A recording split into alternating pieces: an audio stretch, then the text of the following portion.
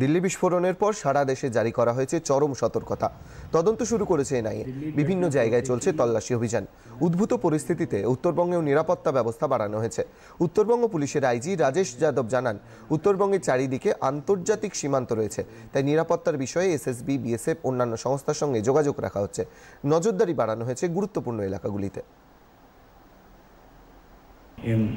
সমস্ত সিনিয়র অফিসাররা ওটা রেগুলারলি সুপারভাইজ করছে।